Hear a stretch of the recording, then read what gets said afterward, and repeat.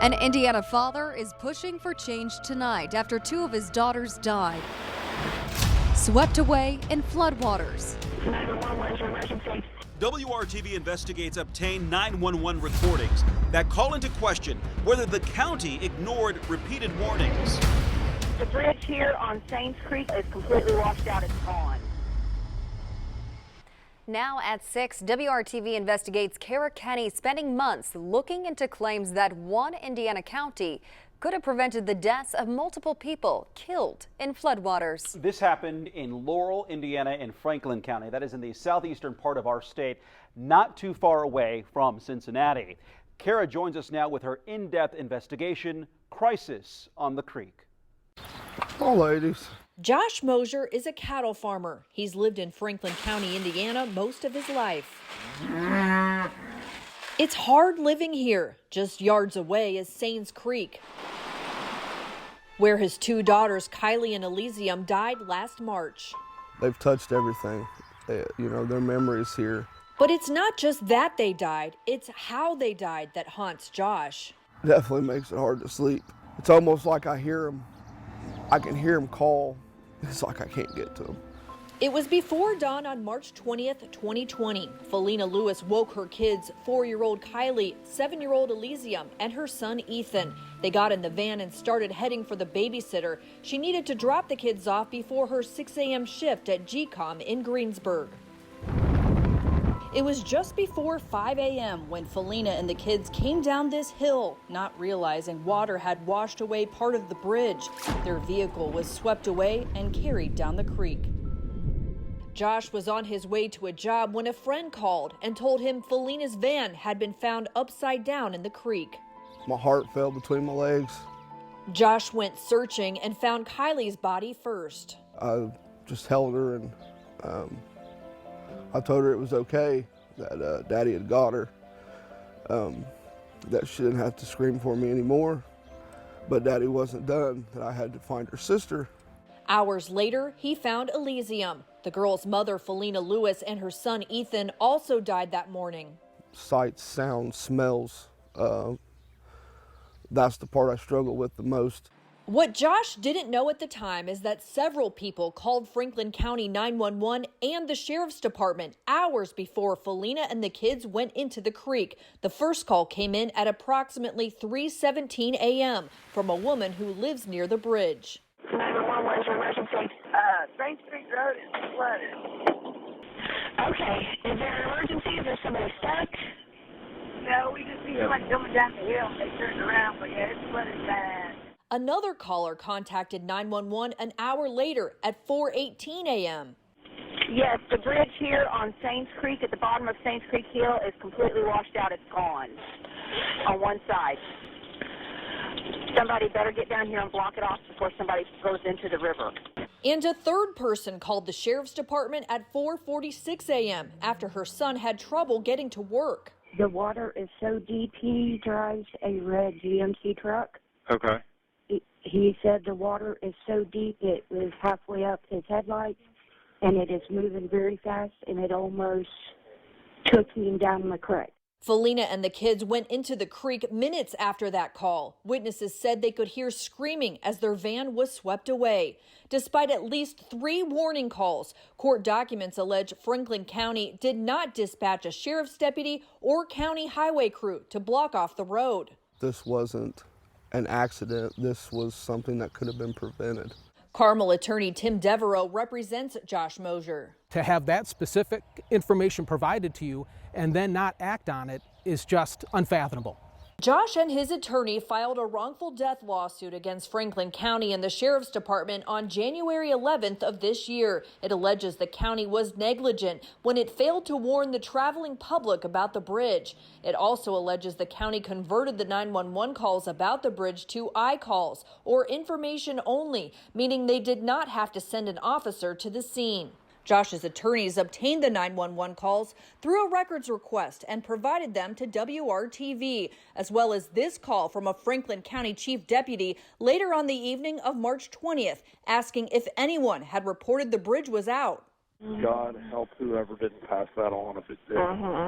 There was a call at 4:18. It says, advise that the bridge on Saints Creek is completely washed away. What did they do with it? It looks like it was made an I-call. Are you kidding me? The lawsuit alleges the dispatchers were posting to social media around the same time those calls about the bridge came in, an allegation the county denies. Josh's attorneys obtained the video from inside the 911 call center. When we watched the video, we saw that these people were on their phones. They were on their cell phones during this time frame. In its response to the court, Franklin County denies it was negligent and claims as a government agency they're immune from liability in this case. Josh and his attorney disagree. There needs to be a process. There's a better way to handle a 911 call. That's what they're there for. It's an emergency phone call. Josh remembers Kylie and Elysium loved playing in the creek. It was once the family's happy place. Now a memorial reminds drivers of the lives lost. I just blow kisses and have a silent words with them as I go across. Josh says he's filing suit and speaking with WRTV in the hopes of prompting better training and protocols for 911 operations. So it doesn't happen again. So there's not another father, another family standing here talking to you. I can hear him call, and it's like I can't get to him. The call had to be consciously changed, and it was changed. The county admits that, and because of that change, no actions were taken to prevent the tragedy that occurred. Now at 6, an update from WRTV Investigates on the decisions and actions that led to tragedy in Franklin County. Thanks for joining us here. I'm Mark Mullins. And I'm Nicole Griffin. New information reveals 911 operators may have violated policy by not sending help to a flooded bridge in March of 2020. Yes, 6 people died after the water swept them away, despite several 911 calls warning that the bridge was washed out. This happened on the Saints Creek Bridge in Franklin County. That's near the town of Laurel in southeastern Indiana. WRTV Investigates Kara Kenny and photographer Brad Forstall bring us this update tonight to the crisis on the creek. Father Josh Mosier filed a wrongful death lawsuit in January against Franklin County. Since we first told you about the crisis on the creek back in April, a lot has been happening behind the scenes, including depositions of the 911 operators who were working that morning, as well as the 911 supervisor. Josh's attorney says what they revealed is proof this whole tragedy could have been prevented. The holidays are a tough time for Franklin County father Josh Mosier. This will be the second Christmas without his daughters Kylie and Elysium and their half-brother Ethan. Kylie was very emotional, clingy. She liked dressing up, playing in her tutus, and most of the time on my lap. Elysium, she was tough for such a little girl, no fear whatsoever. The morning of March 20th, 2020, 3 people called Franklin County 911 and the Sheriff's Department to warn the Saints Creek Bridge was covered in water. 911, what's your emergency? Saints Creek Road is flooded. Okay, is there an emergency? Is there somebody stuck? No, we just see someone coming down the hill and they turned around, but yeah, it's flooded bad. Yes, the bridge here on Saints Creek, at the bottom of Saints Creek Hill, is completely washed out. It's gone on one side. Somebody better get down here and block it off before somebody goes into the river. Okay, we will let them know. Thank you. The water is so deep, he drives a red GMC truck. Okay. He said the water is so deep it was halfway up his headlights, and it is moving very fast, and it almost took him down the creek. Minutes after the last call, Josh's ex-girlfriend, Felina Lewis, was driving her kids to the babysitter when her van got swept away by floodwaters on Saints Creek Bridge. Kylie, Elysium, Ethan, and Felina drowned. Burton Spurlock and Sean Roberts went off the same bridge and also died that morning. Josh found his daughter's bodies, but it was too late. Definitely makes it hard to sleep. It's almost like I can hear him call, and it's like I can't get to him. Josh filed a wrongful death lawsuit against Franklin County back in January. New information reveals the crisis on the creek could have been prevented. Through a records request, WRTV Investigates obtained a copy of the policy and procedure manual, which says when Franklin County Dispatch receives a call of any type of obstruction or failure to a Franklin County road, like trees down, flooded water, the appropriate county highway supervisor will be notified. We're down the record. We also obtained this video deposition, which is part of the wrongful death lawsuit. 911 Supervisor John Hundley testified about the county's policy. You get a call that a bridge has washed out. Yes. Are you calling county highway? Yes. Are you calling a sheriff's deputy? Yes. If there's one available, yes. And is that the policy of the department? Yes. Hundley testified a dispatch trainee and her supervisor both heard this 418 call about 40 minutes before Felina's van went into the creek. Somebody better get down here and block it off before somebody goes into the river. Okay, we will let them know. So at that point in time at 418, you have two dispatchers that know the Sains Creek Bridge is washed out, don't you? Yes. But they did not let anyone know, court documents allege. Instead, Hundley testified someone working in the call center consciously converted the 418 call to an I call. That means information only. And according to the county's training manual, an I call does not have to be assigned or cleared by an officer. Was that an aha moment? It was for us. Josh Mosier's attorney, Tim Devereaux. What we didn't realize until we got into these depositions is that the call had to be consciously changed. And it was changed. The county admits that. And because of that change, no actions were taken to prevent the tragedy that occurred.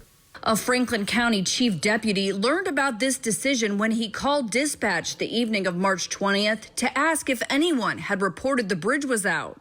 God help whoever didn't pass that on if it did. There was a call at 418. It says advise that the bridge on Sains Creek is completely washed away. What did they do with it? It looks like it was made an I call. Are you kidding me? Devereaux believes 6 people would still be alive today had the 911 operators followed the county's policy. It's a hard pill to swallow. I was trying to think, how am I going to tell Josh? I mean, it's difficult to have to tell him that your worst fears have been confirmed. This was preventable. You really feel for him, don't you? Yep. You're a father as well? Yep. Sorry? Yeah. Josh Mosier and his attorneys allege Franklin County was negligent by failing to warn the traveling public about the bridge. They also filed an amended lawsuit on October 15th, naming Copperhead Excavating out of Laurel, Indiana, as a defendant. They claim the company contracted with Franklin County to perform shoring services around the Sains Creek Bridge. The lawsuit claims Copperhead was negligent by failing to properly place, anchor, or secure the stone blocks to prevent the approaches to the bridge from washing out during times of high water. The blocks that were positioned there were not cemented together. We can't see that they were cabled together or that they were in any way secure. So that's one of the things we're doing in our lawsuit is we want to dig in to see how that work was done, how it should have been done, and the extent that this incident could have been avoided had this been done properly. Copperhead's attorney declined to comment to WRTV, but in its response to the court, Copperhead denies it was negligent and blames an act of God. Copperhead Excavating also says the work completed in 2017 was performed in a workmanlike manner and points out they were not involved in the design or the construction of the bridge itself. In a court filing, Franklin County denies it was negligent and also denies Copperhead was negligent. Franklin County claims as a government agency, they're immune from liability in this case. They've asked the court for more time. Josh Mosier's attorneys are fighting any delays. We have families that are seeking closure. You know, they would like to see this case resolved. Oh, ladies. Josh Mosier tries to stay busy with his work as a cattle farmer. He finds it difficult to accept that his daughters, as well as Felina and Ethan, are gone, knowing the policy required dispatchers to contact a county highway supervisor. There's a better way to handle a 911 call. That's what they're there for. It's an emergency phone call. This wasn't an accident. This was something that could have been prevented.